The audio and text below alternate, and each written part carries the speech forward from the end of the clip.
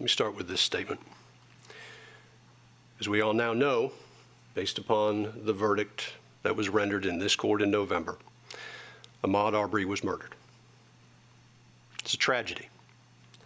It's a tragedy on many, many levels. On February 23rd of 2020, almost 2 years ago, a resident of Glynn County, a graduate of Brunswick High, a son, a brother, a young man with dreams, was gunned down in this community. As we understand it, he left his home apparently to go for a run, and he ended up running for his life. He entered the English home at approximately 1:04 p.m. and left that home at about 1:08 on that day. At 1:14, Greg McMichael calls 911 to let them know that there's a black male running down the street. And within moments, Ahmaud Arbery is shot and killed. The three men that are now before this court chased him in a residential neighborhood for at least 5 minutes in pickup trucks, armed with a shotgun and a .357 revolver. The state mentioned this today about the time period, but I do want to put that time period in context. And the only way I could think to do so may be a little theatrical, but I think it's appropriate. I want us all to get a concept of time. And so what I'm going to do is I'm going to sit silently for 1 minute. And that 1 minute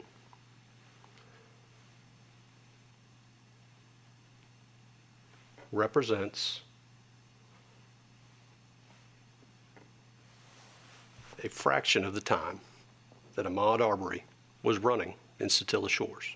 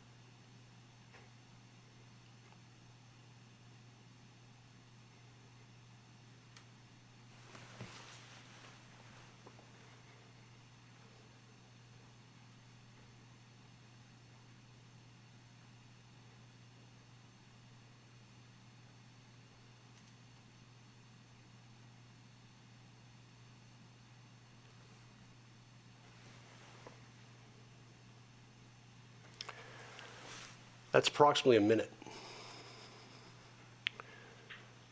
Again, the chase that occurred in Satilla Shores occurred over about a 5-minute period. And when I thought about this, I thought from a lot of different angles, and I kept coming back to the terror that must have been in the mind of the young man running through Satilla Shores. The jury heard the evidence and returned a verdict. And what a difficult job they had under the circumstances. Without any comment on the verdict itself, I think all counsel will agree and accept that this was a very difficult case to even get a jury impaneled on. And there are issues out there with regard to the jury that were brought up in the press and elsewhere. But I want to give credit to those members of the panel, not because of their verdict, just because of the fact that they were willing to go through the process that they went through with the state, with the defense, and with this court. We're here today to sentence the defendants. In discharging the duty, this court is required to consider all mitigating and aggravating circumstances. The court has considered those circumstances, including but not limited to all aspects of the crimes charged, the past criminal record or lack thereof of the defendants. I've also considered any lawful evidence which tends to show the motive of the defendants, their lack of remorse, their general moral character, and any predisposition to commit other crimes. Now, I think in this case, the record speaks for itself, and the defendant's own words, I think, guide this court with regard to sentencing. Went back through my notes and other resources to pull some of the quotes that we have in this case. I'll start with Greg McMichael. In my opinion, Greg McMichael, very early on in this, tried to establish a narrative. He made comments like, Ahmaud Arbery was trapped like a rat. Stop or I'll blow your, and I won't repeat it again, head off. He effectively admitted that he wasn't sure what Ahmaud Arbery had done wrong. Quote, I don't think the guy has actually stolen anything out there, or if he did, it was early in the process. But he keeps going back over and over again into this damn house. Again, back to the narrative. Told Travis, you have no choice. Told another individual at the side or at the scene, this guy ain't no shuffler. This guy's an asshole. Commented that he wanted him, Ahmaud Arbery, to know that we weren't playing.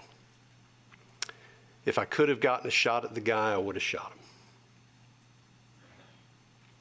Travis McMichael claims he was in shock. But it's interesting because he talks about his concern for his child and his own well-being. Part of this was while the victim was actually laying there in the street. Commented, this is the worst day of my life. Well, I think it's been touched on here today. There were other individuals that were impacted.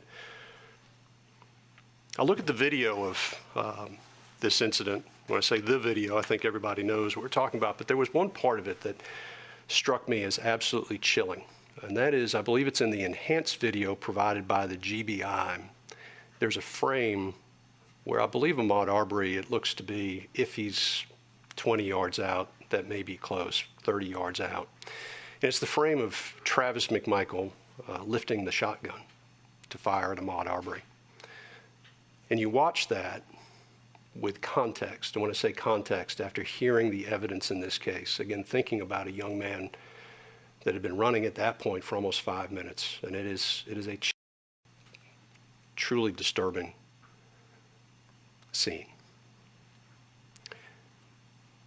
And we got there because Travis McMichael's father saw Ahmaud Arbery hauling down the street and calls out, let's go.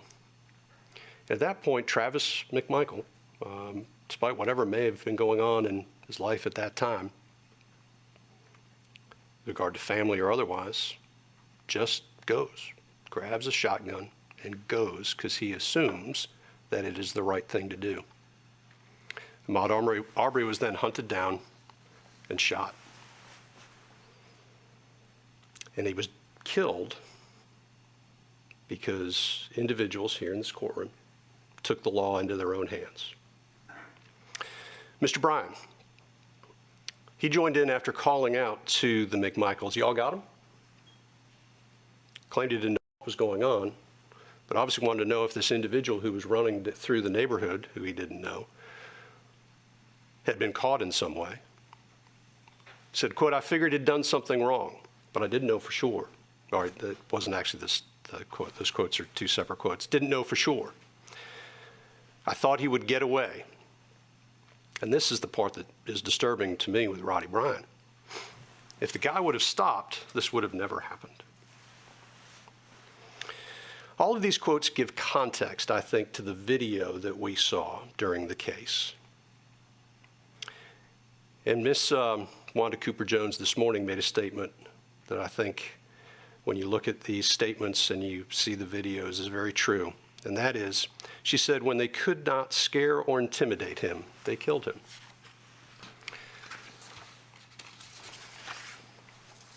There's been discussion about remorse.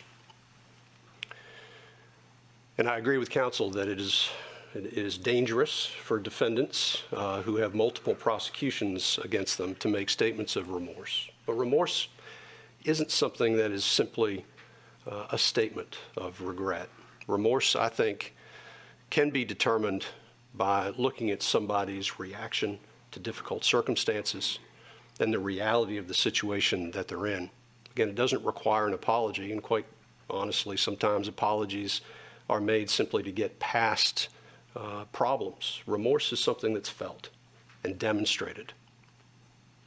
In this case, getting back to the video, again, after Ahmaud Arbery fell, the McMichaels turned their backs. It's, again, a disturbing image, and they walked away. This was a killing. It was callous, and it occurred, as far as the court is concerned, based upon the evidence, because confrontation was being sought. I think the statement was made during closing arguments. It's interesting to note that the most violent crime in Satilla Shores was the murder of Ahmaud Arbery. So sentencing does not generally provide closure. I think Ms. Wanda Cooper-Jones also talked about closure, but I don't find that it really does, and I think that's an unfortunate thing. Because in this case, I think many people are seeking closure. The mother, the father, the community, and maybe even parts of the nation. But closure is hard to define and is a granular concept. It's seen differently by all depending on their perspective and the prism of your lives. Instead of closure, maybe we'd best see today's proceeding as an exercise in accountability. We are all accountable for our own actions. Sometimes, in today's day and age, that statement is lost upon many. And today, the defendants are being held accountable for their actions here in Superior Court. Today demonstrates that everybody is accountable to the rule of law. Taking the law into your own hands is a dangerous endeavor.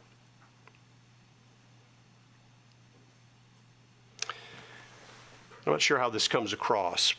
I'll say it anyway. I think ultimately, with regard to the murder of Ahmaud Arbery, it holds us all accountable. I've read somewhere, and I don't remember where it was, that at a minimum, Ahmaud Arbery's death should force us to consider expanding our definition of what a neighbor may be and how we treat them. I argue that maybe a neighbor is more than the people who just own property around your house. I also believe that in assuming the worst in others, we show our worst character. Assuming the best in others is always the best course of action. And maybe those are the grand lessons from this case. I will let others spend as much time as they want writing about it and talking about it. But those are my general thoughts with regard to this case and sentencing.